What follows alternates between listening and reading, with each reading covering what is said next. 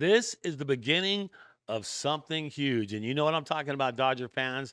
This is exactly the perfect storm that I've been quoted as saying for the last couple of months, and it's finally coming true. Brad J with you. Let's get started. Subscribe and like, and let's get to the first story. Wow, huge for Sheehan. Emmett Sheehan with a major game yesterday, getting things done in a big way.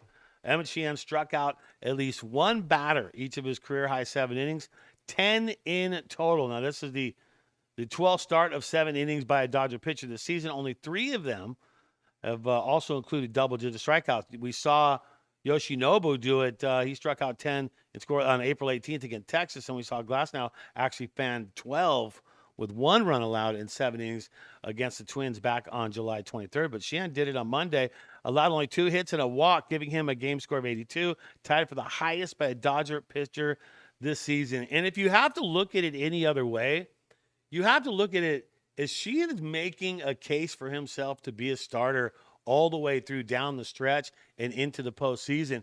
And what does that mean for Roki Sasaki in his situation? Well, he's been coming along slow in his rehabilitation. So what do you do with him? You don't put it in a hurry.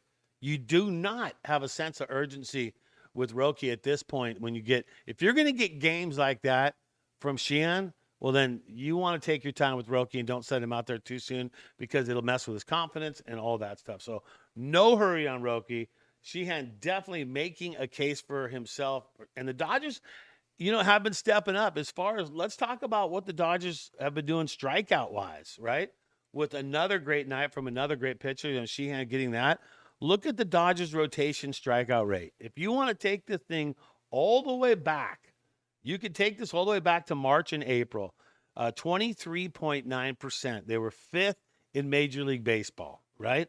By May, 23.1%. That put him in the top 10, just squeaking in the 9th. And then the wheels kind of fell off the cart because June was a 19.1% strikeout rate, and that put him at 26, near the bottom of all Major League Baseball teams in June as far as the strikeout rate. And then bada boom. Boom goes the dynamite. July, you look at that, 24%. They jumped from June at 26% to July at 7% on strikeout rate to all of a sudden August, first place in Dodgers rotation strikeout rate. So first at that, first in the division. Come on. Did I not say the perfect storm is coming, right? Well, not only Sheehan had a great night too as well, you have to look at the night that Pages had. Opened up the scoring in the 3rd inning. He went deep on Hunter Green to left field for that solo shot. And look, just 2 innings later, he does it again, this time with Conforto on base, which is a rarity on its own. Conforto was on second. Pages left the yard again. Second multi-homer game of his career. So it's not something he's done a lot. Only he's done it twice. And that shows that Pages is definitely coming along because he's been struggling a little bit. Just a little. And now he is showing up big time. Prior to Monday, Pages had faced Green only once last season. He homered off him. So how's this? You face a guy twice, and he homers off you both times. So Pages having a record night for him. Second time he's gone double on the home run. So you got to give the guy credit. You got to give the Dodgers credit. All in all, it was a good win. Let's do the game breakdown. How to turn out your Dodgers Digest game breakdown. Let's get into it. Let's talk about, first of all, let's dive into the hitting side of things because hitting actually was pretty darn important for the Dodgers. And look at what went down. You had guys hitting from the top all the way to the bottom, and that is what you want to do. You want to do that. And this is what the Dodgers are capable of doing. I've sung the praises all year long. This is what they're capable of doing, and that's why this is the beginning of something huge for the Dodgers when you look at what they're doing now. If you're getting production from top to bottom, that's the key in success to winning. And with 30 games left, that's what you need to do when you only have a 1-game lead in your division. So Shohei got on once, had no hits. He was 3 at-bats for him. Mookie contributing pretty much nightly now. So the days of the struggle in Mook, those are done. 1 run, 2 hits for him, and also gets an RBI out of it too as well. So you got to like it. Went deep. Love to see Mookie go deep. You don't see that very often this season, that's for sure. Freeman's always going to contribute. He's got a hit, and he scores a run on that. Will Smith, he got a run too as well with a base on balls. And so you got to like that. However you can contribute.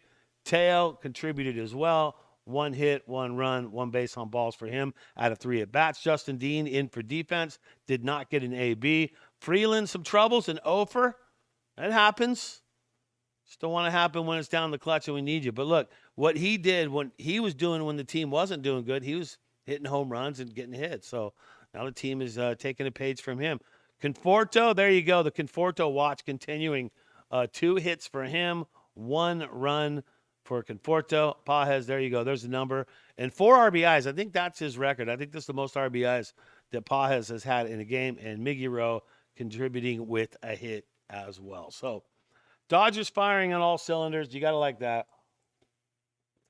And with Pages going deep, and Pages having not really bad struggles, but, Pages has had some struggles recently and had not been solid at the plate. And so for him to get 4 RBI is something he's never done before and get his second multi-home run game in the hit since he's been up in the big league. So big stuff for Pages, big stuff for Sheehan. That was awesome. Let's talk about pitching. We talk about Sheehan. You got to talk about him. What a game that he had, too, as well. Look at that. And if you can get your starters to go 7 like this, 2 hits, no earned runs, only walked 1, 10 strikeouts, count it. And then Dreyer comes in. He only gives up a hit, but he gets a strikeout. And then Banda comes in, and he does walk 2, but gets out of it unscathed. And there you go. It is a skunk, a shutout for the Dodgers. That's what they needed to do to keep advancing on and doing what they're doing. Transactions-wise, Buddy Kennedy, well, he was up for a little while, didn't produce much for the Dodgers, but you knew with Kike coming back up, that was going to be short-term. And so Buddy Kennedy has been dropped back down to OKC, and now that has made room for Kike. He's back up, got brought up yesterday. Didn't see playing time, but remember this about Kike. He's been playing left field. So as of doing this show, the lineup has not been put out yet. Will Kike be in the lineup? I'm going to bet that he's in the lineup. And will Kike be playing left field and Conforto sits? That's going to be interesting to see how that plays out with the Dodgers on that one. All right, well, tonight, the GOAT will take the mound tonight for the Dodgers. We're talking about Kersh, and the momentum is on the Dodgers side, all alone in first place. The win streak, as I said, it started 2 days ago. So we got 2 wins right now. Got to keep going. Got to keep it going. And when you got Kersh on the mound, you've got to feel good about that. Here's what he's done so far. You look at that, 52 strikeouts, 8-2. Love his record, 3.13. That's the ERA. He's going against Nick Martinez, a right-hand pitcher who's a 10-9 this year, 105 strikeouts, and a 4.59 ERA. So you got to feel like the Dodgers continue success from yesterday, bring it over to today, and make things happen with Kersh on the mound. Because Kersh, the last 4 starts have been absolutely amazing. So it's good to have the GOAT back, and that is solid news right there. And him on the mound tonight could only help that win streak continue. All right, here's the breakdown. 30 games left in the season for the Los Angeles Dodgers. 19 of those games, so 2/3 of those games are against sub-500 teams. Can't take them lightly. You still got to face Colorado a few more times. You got 2 more against Cincy. You want to start getting those wins taken care of now before you face Philly, because you don't know what's going to happen. They have been quite the hot team. So that's what the Dodgers need to do. Continue success. Win streak started 2 days ago. We're going to keep that win streak going. And I'm not going to say sweep, because I was already told by too many viewers not to say Dodger sweep. So I'm going to leave that one out. I'm predicting a Dodger victory, though, with Kersh on the mound tonight. Hey, that's going to do it. Dodgers Digest. Subscribe, like, turn on notifications, all that good stuff. I'm Brad J. As you go through the day, continue to think Dodger blue, because it's working. And let's go Dodgers.